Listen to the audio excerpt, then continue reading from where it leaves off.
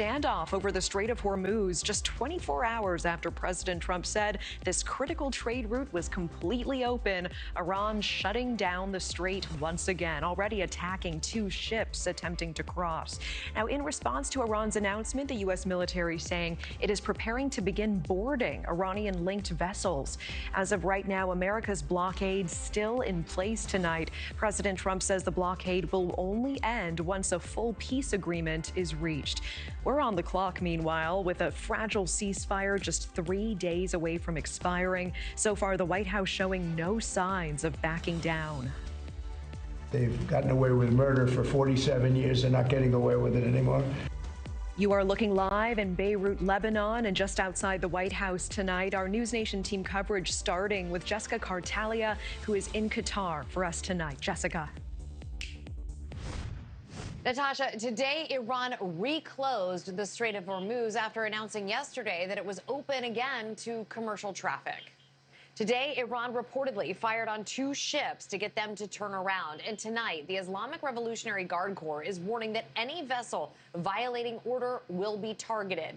Also, the big question tonight is how much of a gap is there between what the U.S. and Iran are demanding and where the 2 countries are willing to compromise on a deal. Now, the Washington Post is reporting that U.S. military is preparing to board Iran-linked oil tankers. This comes after President Trump said the U.S. naval blockade of Iranian ports will remain in place before a deal is struck. U.S. officials say that multiple vessels have been turned around as enforcement and diplomatic pressure on Iran continues. President Trump also saying Iran has essentially agreed to suspend its nuclear program, adding that a deal could come very soon. Iran has yet to confirm that. There's also no confirmed date for another round of talks, and regional officials say any meeting will depend on whether the ceasefire holds. Meanwhile, another 10,000 U.S. troops are on their way here to the Middle East. And in Lebanon, a 10-day ceasefire is holding for now. Thousands of displaced civilians are starting to return home after days of heavy strikes. Millions have been displaced, still being told not to return to southern Lebanon because things are so volatile. Some are sheltering in Beirut, staying in schools that have been turned into shelters, or living in their cars. Natasha, President Trump has invited officials from Lebanon and Israel to come to the White House to meet to try to hash things out. If they do agree to an in-person meeting, it will be the first time that the 2 countries have gotten together since 1983.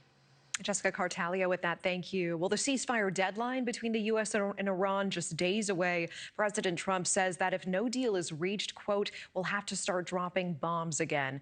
Julia Manchester, White House reporter with The Hill, live with more tonight. And Julia, how is the U.S. dealing with the latest actions in Iran? Yeah, good evening, Natasha. A source tells my colleague at The Hill, Philippe Timotia, that the U.S. military is preparing to board ships and seize commercial vessels in international waters as President Trump seeks to expand the U.S. naval blockade in the Strait of Hormuz. This comes as the U.S. is enforcing a naval blockade in the Gulf of Oman. Earlier today, U.S. Central Command said it turned away 23 vessels that attempted to leave Iranian ports. As you can see, there's a little bit of movement in the Strait of Hormuz there. And earlier today, Iran's Islamic Revolutionary Guard Corps said it would resume strict control of the waterway and that the strait would be closed. That was after the country's foreign minister said Friday the strait was reopened. Now, this morning, President Trump warned Iran that the country could not blackmail the U.S. over the strait. Let's take a listen. They wanted to close up the strait again, as they've been doing for years, and they can't blackmail us. But it's going actually along very well, and we'll see. But we'll have some information by the end of the day. We're talking to them, and, we're taking a tough stand. Now, Iran is also pushing back on Trump's claim that it would hand over its enriched uranium. Iran's foreign ministry spokesman said Friday that the material would not be transferred anywhere, according to state media. Axios is reporting that President Trump convened a meeting in the White House Situation Room earlier today amid the developments. Joint Chiefs of Staff Chairman General Dan Kane was spotted leaving the White House earlier today. Now, Natasha, the 2-week ceasefire between Washington and Tehran is set to expire on Wednesday if a deal is not reached. Trump told our colleague Kelly Meyer on Air Force One last night that the U.S. would have to start dropping bombs if a deal is not reached by Wednesday. Natasha? And Julia, there's also this back and forth between President Trump and Pope Leo over the war in Iran. What's the latest there?